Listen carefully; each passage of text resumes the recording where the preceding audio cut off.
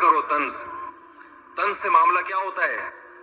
طنز تو جب لڑائی کرنی ہے پھر طنز ہے. وہ بھی ایک موقع آتا ہے کہ جب پھر تانے طبیعت سے دیا کرو. جب پٹا ہی کرنا ہے, اب توڑنا ہی ہے, تو پھر چلے گا نا طنز.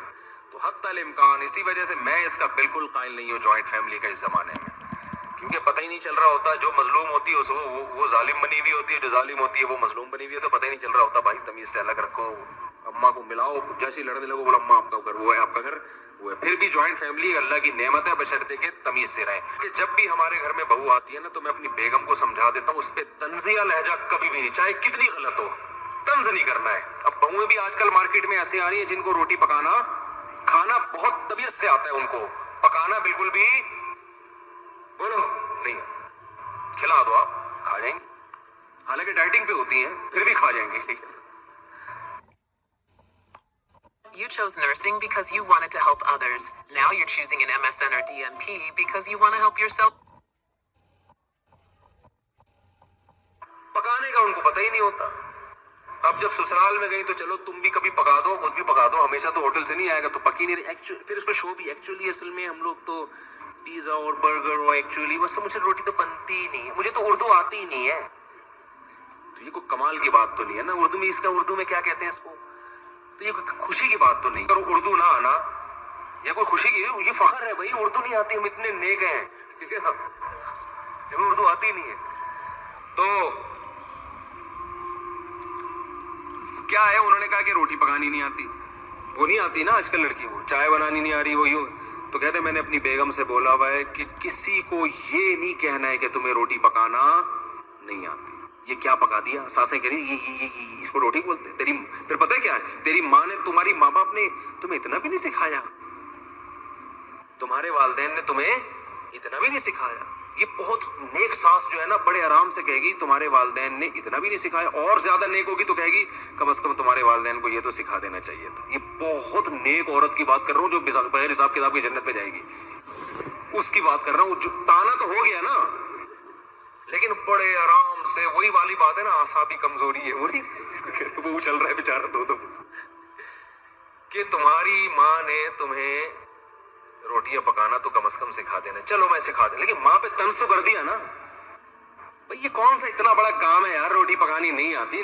دیکھو شریف ہے, کوئی چور نہیں ہے, ٹھیک ہے, شوہر سے وفا کر رہی ہے, تو آپ اس کو بتا دو کہ بیٹا آپ کو ماشاءاللہ بہت سارے کام آتے ہیں, تو اب روٹی پکانا بھی آپ کو آتی ہے, لیکن اور ذرا اچھی آ جائے تو وہ یوں میں بتا دیتی ہوں. یہ سمجھ میں آ رہی ہے بات.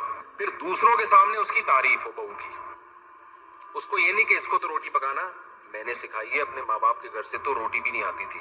وہ ایک روٹی خدا کی قسم بہو کے دل میں ایسی نفرت پیدا کرے گی. وہ عورت سمجھدار ہوتی ہے کہ تمہارا مقصد مجھے نیچے دکھانا ہے, میری اصلاح کرنا بولو نہیں. پھر وہ ساس بھی طنز, وہ بہو بھی طنز, پھر بہو بھی طنز مارنا شروع کر دیتی ہے. تو اب جب دونوں کے طنز چل رہے ہوتے ہیں نا, تو یہ جو مکھنچو ہے نا, اس کو پتہ ہی نہیں ہوتا کہ غلطی ہے کس کی. وہ کہہ رہا ہے یار وہ بھی صحیح کہہ رہی ہے میری ماں کہ اس کو تو روٹی پکانا نہیں آتی. واقعی نہیں آتی, تو جب نہیں آتی ہے تو اس کو بولنا چاہیے تھا کہ نہیں آتی. یہ کیوں کہہ رہی ہے مجھے آتی ہے, آپ کون, وہ پتہ ہے جواب میں کیا کہتی ہے, آپ کون ہوتی ہو مجھے سکھانے والی. وہ طنز اس لیے کر رہی ہے کہ آپ نے کیا کیا, اس پہ طنز کیا ہے. جب طنز کیا تو وہ پھر تمیز سے نہیں کہے گی آپ میری والدہ محترمہ ہیں, تو آپ نے بالکل صحیح کہا کہ میرے ماں باپ نے تو مجھے روٹی پکانا بھی نہیں سکھائی. بات صحیح کی آپ نے, اور اس کا حل یہ ہے کہ اب آپ پکانا سکھا دیں مجھے. ایسا نہیں ہوتا بھائی مارکیٹ میں, اس کا پتہ ہے میرے آگ لگا دی, میرے ماں باپ کو برا کہہ دیا, اور مجھ پہ بھی طنز کہہ دیا, تو وہ جواب میں پھر وہی کہے گی آپ سکھا دو نا, آپ کو تو آتا ہے نا. آپ کے تو چونکہ ماں باپ بہت نیک تھے نا اصل میں, ہم تو چائے لجٹ ہیں, ہمیں تو صرف کھانا آتا ہے. وہ جواب میں, یہ ساس پھر جواب میں کہے گی تمہیں کیا تمہارے والدین نے بڑوں سے بات کرنے کی تمیز بھی نہیں سکھائی. یعنی نہ روٹی پکانا سکھائی, چلو روٹی نہیں سکھائی, تمیز تو سکھا دیتی نا. لگتا ہے تمیز بھی نہیں سکھائی. اب وہ دوسرا طنز ہو گیا, تو اس سے تو آگ. اب یہ مکھنچو جب شام کو میرا بیان سن کے, جس نے شادی کی تھی, جب یہ گھر پہنچے گا تو اس کو سمجھ میں آئے گا ان میں صحیح کون ہے غلط. طنز اس نے بھی کیا ہے, طنز اس نے بھی کیا, پہل کس نے کی یہ پتہ ہی نہیں چلے گا. اور خدا کی قسم قیامت آ جائے گی, عورتوں کی لڑائی میں یہ فیصلہ کرنا کہ ان میں صحیح کون ہے غلط کون ہے, کسی کے باپ, کوئی کائنات میں ایسا انسان کا بچہ پیدا ہوا ہی نہیں ہے. اس کا حل جب میرے پاس آتے میں کہتا ہوں الگ کرو ان دونوں کو, بہو کو الگ رکھو, ساس کو الگ رکھو. کہہ رہے نہیں میں چاہ رہا ہوں کہ جو غلطی ہے اس کو میں نے کہا یہ تیرا باپ فیصلہ کرے گا کہ غلطی کس کی ہے؟ یہ فیصلہ کون کرے گا؟ دونوں ایسے ہی بولیں گے, ایک تو بات کاٹیں گی, ادھر لے جا کے سنو گے اس کی, ادھر لے جا کے سنو گے, نہیں ہو سکتا فیصلہ بھائی. وہ رائی کا پہاڑ بناتی ہیں خواتین, اتنی سی بات کو بڑھا چڑھا کر. اور پھر ساس بہو میں ایک دفعہ یہ پیدا ہو گیا نا کہ یہ مجھ سے نفرت کرتی ہے, مجھے نیچے دکھانے کی, اور پھر اب تو ہر بات میں یہی ہوگا. اب یہ آٹومیٹک ہو گئے ہیں. ابھی ایسے جیسے آٹومیٹک گاڑی آپ نے چلا کے چابی اندر بھول گئے, دروازے لاک ہو گئے, اب کھڑے ہو کے دیکھو اب یہ کیا ہو رہی ہے, جا رہی, اب نہیں رکے گی. اب آپ تماشا دیکھو. تو اس لیے میں کہتا ہوں تمیز سے رہنے کا طریقہ کیا ہے, پہلے اپنی بیگم کو بتا دو بہو آ رہی ہے, طنز بالکل نہیں کرنا. نہیں آتی روٹی پکانا تو بولو بھائی کوئی بات نہیں بیٹا, یہ تو ہوتا ہے, مجھے بھی نہیں. جھوٹ بول رہا ہے یار تھوڑی دیر کے لیے, بیٹا مجھے بھی نہیں آتی تھی, مجھے میری ساس نے سکھائی. کیا بات ہے, ایسے جھوٹ تو چلتا ہے, یہ تو ثواب ملے گا ایسے جھوٹ پہ. اور یہ 100% جھوٹ بھی نہیں ہے, کچھ نہ کچھ تو سکھایا ہوگا نا اس نے, تو تھوڑا سا بول دو اور وہ بھی اس کو بھی سکھا دو. تو ایسے گھر جنہوں نے شروع میں کنٹرول کر لیا نا, ان کے گھر جنت بنے ہوئے ہیں. 4 5 بہویں ایک ساتھ رہتی ہیں اور کوئی طنز نہیں ہوتا. اور ایسے گھر بھی الحمدللہ ہمارے معاشرے میں تھے کہ 4 بیٹے اور بہویں 6, پھر بھی الحمدللہ وہ چل گئے کسی نہ کسی درجے میں. خیر, تو طنز نہ کرو. طنز سے معاملہ کیا ہوتا ہے؟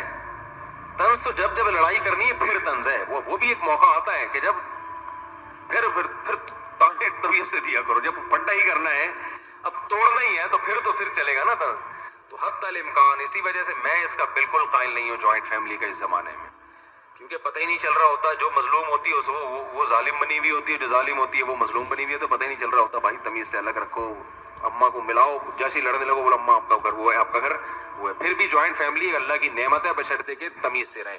تو طنز نہ کرو, نہ شاگردوں پہ طنز کیا کرو, نہ اپنی اولاد پہ طنز کیا کرو. باپ بیٹوں کو سمجھائے تو آرام سے, بیٹا یوں ہوتا ہے ایسا ہے, تو ایسے آرام سے تمیز سے جب سمجھائے گا نا, تو کم از کم بیٹا محسوس کرے گا ابا میرے کو کیا دے رہے ہیں, عزت دے رہے ہیں. طنز کرو گے, ہم تو بیٹے کو پھر بھی کہتے ہیں یار باپ طنز بھی کرے برداشت کرو, لیکن آج کل جو اعصاب لوگوں کے کمزور ہیں, گٹکے کھانے والا کہاں برداشت کرے گا, سگریٹیں پی کے, گٹکے کا اور بھی بہت کچھ کام ہو رہے ہیں, تو وہ سب کرا کے وہ برداشت کیا ہو گئی, ختم.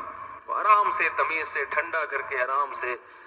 ہمارے استاذ نے ایک واقعہ سنایا کہ ایک طالب علم جو تھا نا, پڑھائی میں دلچسپی نہیں لے رہا تھا, پڑھائی میں حالانکہ بہت ذہین تھا. جو معاشرے کی اصلاح چاہتے ہیں نا, ان کا ایٹیٹیوڈ یہ ہوتا ہے, حالانکہ ذہین ہے, پڑھ نہیں رہا. استاذ نے کبھی ایک تھپڑ, کبھی وہاں سے تھپڑ, ابا بھی کوٹ رہے ہیں پکڑ کے اس کو.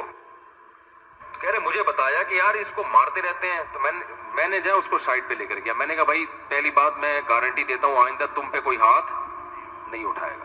لڑکے کی عمر ہوگی 16-17 سال, بالکل ینگ. کہہ رہے میں نے کہا ہاتھ نہیں اٹھائے گا.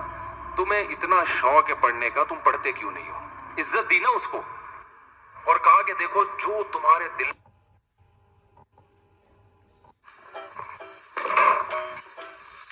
What's up? Hi, Jira.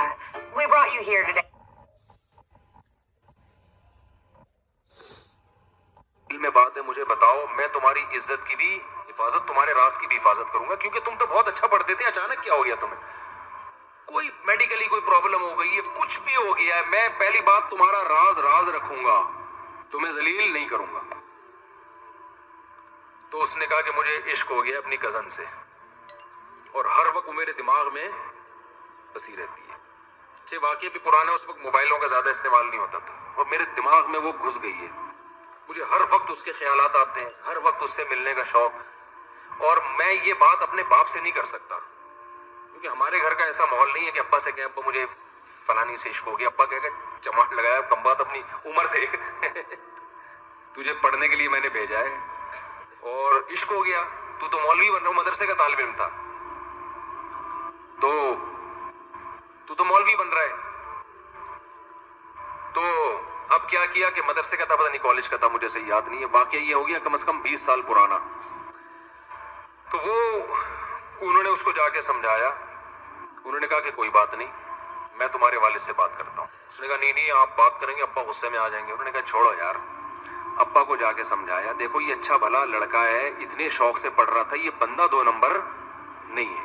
ایک تو سست ہوتا نا اس کمبخت کا تو کوئی علاج ہے ہی نہیں. سست کو تو تھپڑ ماریں گے نا تو وہ اور پڑ جائے گا کہ اب تو میرے زخم ہو, میرے تو تکلیف درد ہو رہا ہے, لیکن میں تو اب اٹھ ہی نہیں سکتا. تو اب یہ کہ غلط ہو گیا لیکن عشق ہو گیا ہے, تو آپ اپنے خرچے پہ اس کی شادی کرا دیں وہاں پہ. اگرچہ یہ جاب نہیں کر رہا لیکن آپ کا بچہ دوبارہ سے پڑھائی میں دلچسپی لے گا, کوئی بڑا ڈاکٹر بن جائے گا, بڑا انجینئر بن جائے گا, کیونکہ سب استاذ اس کی گواہی دے رہے ہیں کہ یہ پڑھنے میں بہت ایکسٹرا آرڈینری ذہین ہے, یہ محنتی بھی اور ذہین بھی. اب فالٹ یہ ہو گیا ہے تو آپ اپنے خرچے پہ کر دیں. جب یہ کمانا شروع کرے گا تو کھلائے گا نا بیوی کو. کوئی لوفر قسم کا لڑکا تو یہ ہے نہیں کہ آپ کے ذمہ داری پہ چھوڑ کے بھاگ جائے. تو اگر آپ کر لیں تو فائدہ ہوگا. اتنا کہہ رہے ہیں, اس کو سمجھایا, اس کے ابا راضی ہو گئے. ابا نے اپنے خرچے پہ شادی کر لی. کہہ رہے ہیں دوبارہ سے اتنا ماشاءاللہ پڑھ کے دیا, وہ اتنا ذہین, اس کے دماغ سیٹ ہو گیا نا, سیٹنگ پہ آ گیا. ہاں وہ رشتے سے انکار کر دیتے, وہ لڑکی والے راضی نہ ہوتے تو پھر لڑکی والوں سے ریکویسٹ کی جاتی, پھر بھی راضی نہ ہوتا ہے, پھر چترول بنتے تھے. بیٹا جب نہیں دے رہے تو اب تو ہٹا نا وہاں سے دماغ.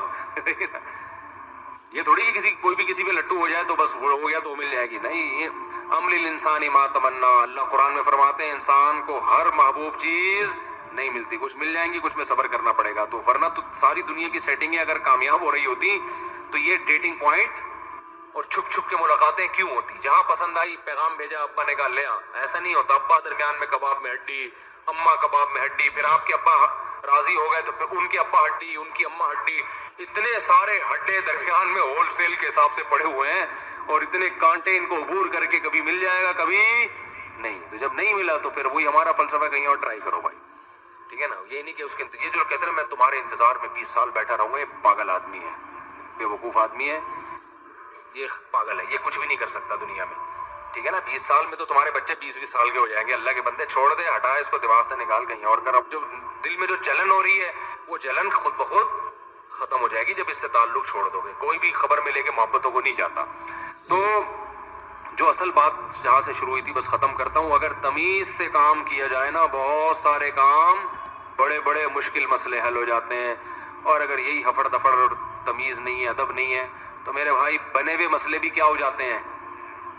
میں نے گھروں میں محبتیں تھیں, ذرا سی بات پہ تلواریں نکلتی ہوئی دیکھی, وہ بندوقیں نکلتی ہوئی, تمیز نہ ہونے کی وجہ سے. تو تمیز سینٹر ایک ہم سب کو کھولنا چاہیے جس میں ہم سب تمیز سیکھیں. خیر, میں نے اپنے ایک بہت سینئر استاد سے طلاق کا ایک مسئلہ آیا تھا. شراب میں کسی نے لکھ کے طلاق دی تھی, شراب پی کے کسی نے لکھ کے طلاق دی تھی, اور اس کو کہنا تھا میرا ہوش نہیں ہے.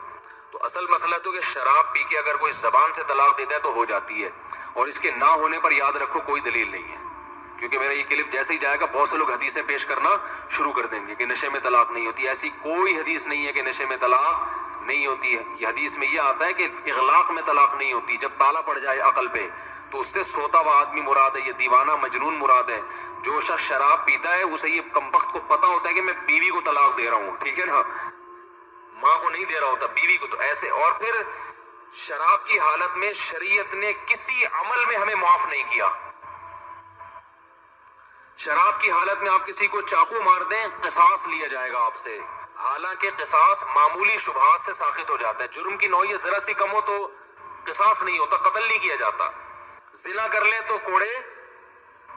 شراب پی کے اگر کوئی بدکاری کرے گا نا تو اس کو کوڑے لگیں گے. حالانکہ زنا کی جو حدود ہے نا, زنا کی حد معمولی سے شبہ سے کیا ہو جاتی ہے, بولو, ساقط ہو جاتی ہے.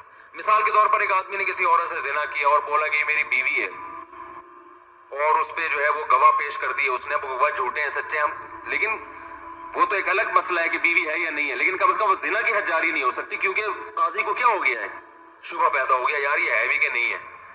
تو یہ حدود معمولی سے بھی کہیں جرم کی نوعیت میں کچھ کمی ہو یا شبہ ہو تو یہ کیا ہو جاتا ہے, حد ساقط ہو جاتی ہے کہ بھئی بہت بڑی سزا ہے نا, ذرا سا بھی شبہ ہو, یعنی اس کے جرم کی نوعیت میں ذرا سی بھی کمی ہو تو حد ساقط. اب ایک آدمی شراب پی کے زنا کرتا ہے تو وہ کہہ سکتا ہے کہ جج صاحب میں تو پی کے ٹن ہو گیا تھا, مجھے تو پتہ ہی نہیں تھا, میں شادی شدہ ہوں, یہ غیر شادی شدہ, مجھے تو نہ یاد تھا.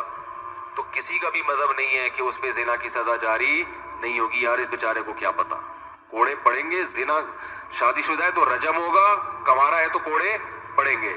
تو اسلام نے شراب پی کے جب آپ کوئی عمل کرتے ہیں تو اس کا بالکل اعتبار کیا نہیں ہے. بعض لوگ اس پہ یہ دلیل دیتے ہیں کہ کلمہ کفر اگر کوئی شخص کہہ دیتا ہے, وہ جبری طلاق میں کہتے ہیں, احناف کے یہاں جبری طلاق بھی ہو جاتی ہے کہ اگر مار پیٹ کے کسی نے زبان سے طلاق نکلوا لی پھر بھی ہو جائے گی.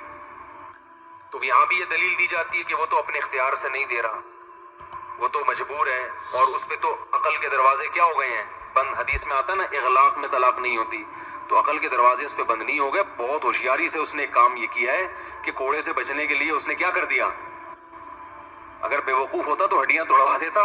صحیح ہے نا. گن پوائنٹ پہ بھی طلاق ہو جاتی ہے, بندوق رکھی یہاں پہ تو ڈاکو کہہ رہے ہیں طلاق دو اس کو ورنہ مار دیں گے. تو آپ کی عقل بند نہیں ہوئی ہے, آپ کو پتا ہے کہ بھائی بیوی ایک طرف اور ایک طرف زندگی, تو عقل کا تقاضا یہ ہے کہ بیوی تو دوسری مل جائے گی, ٹھیک ہے نا, لیکن جان گئی تو یہ بھی کسی کام کی نہیں رہے گی, بیوہ ہو جائے گی. تو بہت ہوشیاری کے ساتھ آپ کہتے ہو بھائی مجبوری ہے کہ ابھی جان بچاؤ, بیگم کو فارغ کرو. تو زبان سے اگر جبری طلاق دے دی تو ہو جاتی ہے. اس کے نہ ہونے پر قرآن و سنت میں کوئی دلیل نہیں ہے, کوئی دلیل نہیں ہے. Our mission in Coding Dojo is about redefining what's possible in our students' lives. If you are interested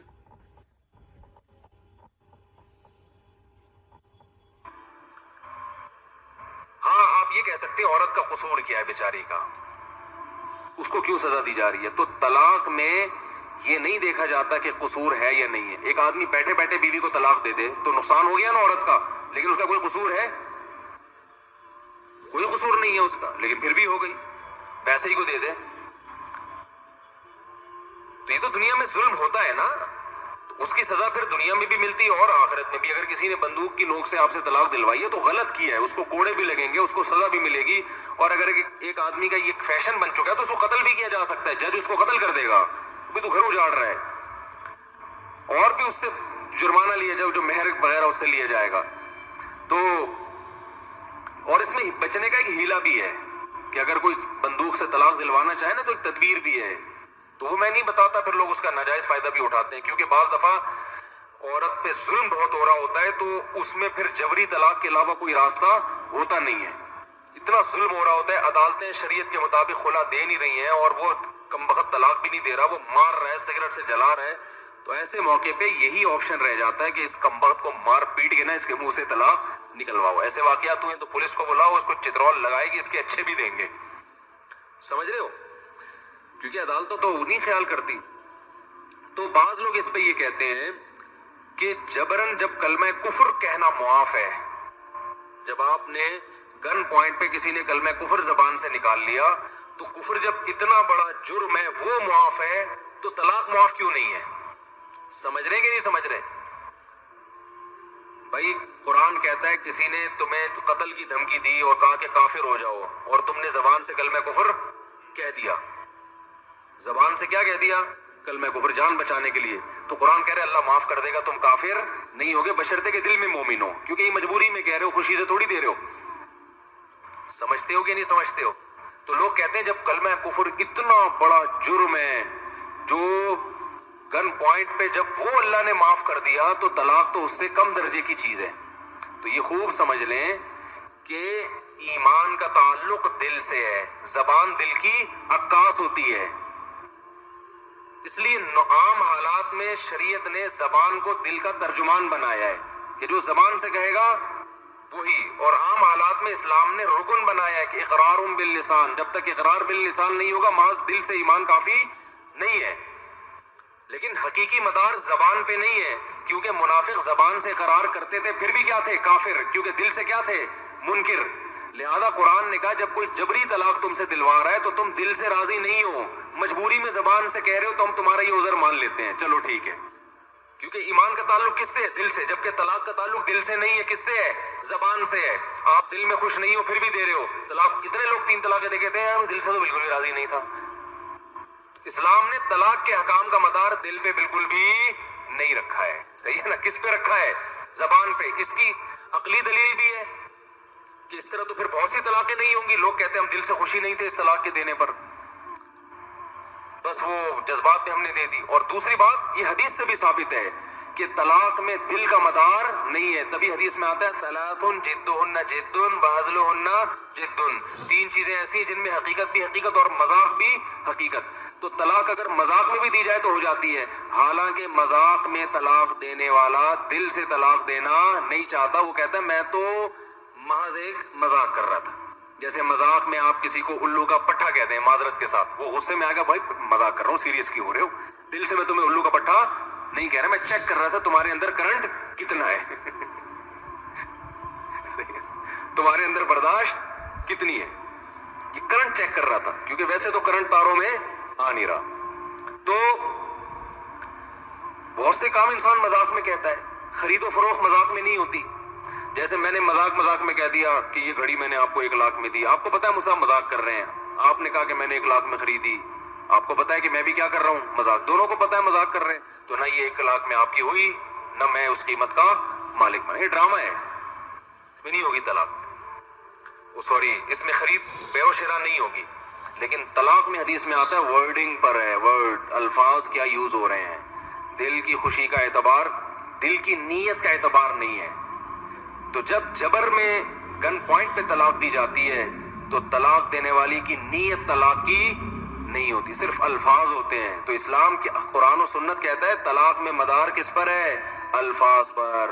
دل راضی نہیں ہو ایسا اس سے نہیں. جبکہ ایمان کا تعلق کس سے ہے, دل سے ہے. تو گن پوائنٹ اس کی علامت ہے کہ دل سے راضی نہیں ہے, مجبوری میں زبان سے کہہ رہا ہے.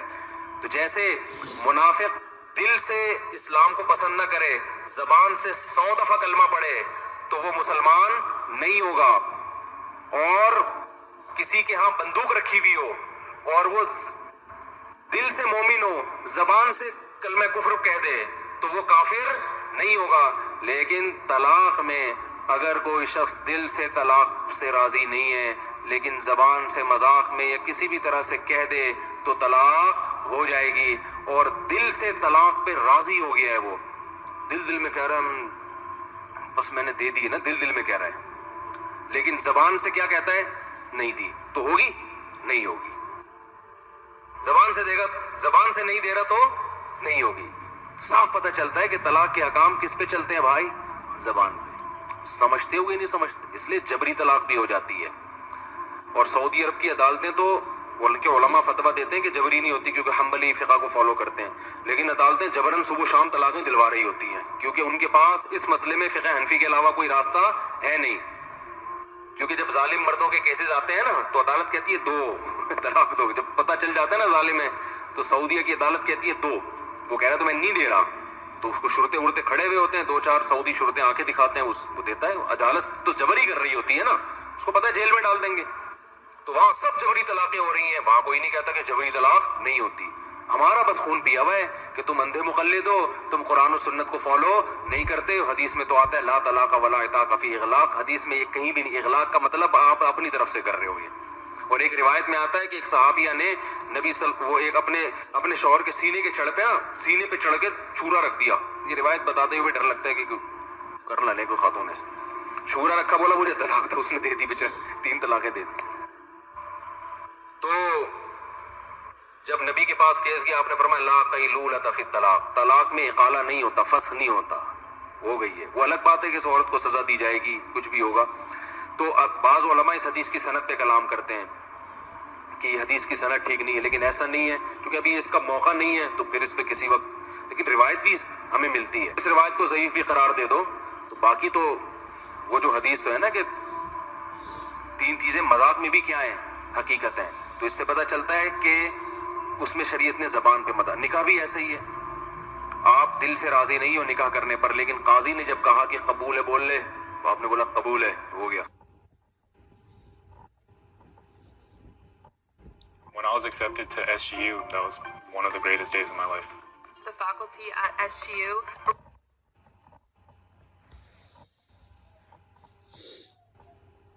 قبول ہے, آپ کی بیوی بن گئی ہے. اب طلاق دو گے تو مہر دینا پڑے گا. آپ بولو گے میں تو مجھے بالکل خدا کی قسم اتنا افسوس ہو رہا ہے نا, کہو گے آپ کو افسوس ہو. یا البتہ تحریر میں ایسا نہیں ہے. فقہاء یہ بڑی بہت ذہین دماغ ہے فقہا کے. آج ان فقہا سے ہمیں بدگمان کیا جا رہا ہے اور 15ویں صدی کے مولویوں کا مقلد بنایا جا رہا ہے. فقہا نے یہ بات لکھی ہے کہ جبری طلاق ریٹن میں نہیں ہوتی. ریٹن میں لکھ کے اگر کوئی زبردستی مار پیٹ کے یا دباؤ ڈال کے دے رہا ہے اور آپ دل سے راضی نہیں ہو, پھر لکھنے سے نہیں ہوگی طلاق. کیوں؟ اس لیے کہ شریعت نے مدار کس پہ رکھا ہے؟ زبان پہ. لکھائی زبان کی عکاسی ہے, تحریر کس کی عکاسی ہے؟ بولو, زبان کی. تو یہ عکاس یعنی ترجمانی کرتی ہے تحریر کس کی؟ زبان کی. تو یہ جب جبرن دلوائی جا رہی ہو نا, لکھوایا جا رہا ہو, تو یہ زبان کی عکاسی نہیں کر رہی ہوتی. وہ کہہ سکتا ہے کہ میں اس پہ راضی نہیں تھا, میں جو لکھ رہا ہوں میں اپنی زبان کو تحریری شکل میں نہیں لکھ رہا, میں اپنے الفاظ کو ریٹن فارم میں نہیں لے کر آ رہا, یہ یعنی میں یہ خوشی سے نہیں کر رہا یہ کام.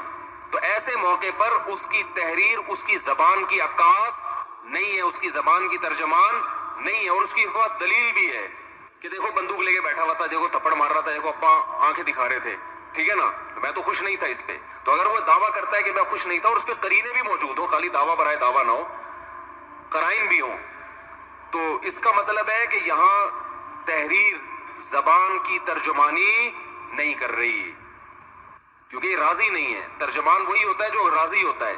آپ کہہ سکتے ہیں کہ وہاں پھر دل بھی تو, زبان بھی تو دل کی ترجمانی نہیں کر رہا نا جب بندوق سے طلاق دلوا رہے ہیں, تو وہاں زبان دل کی ترجمانی نہیں کر رہی.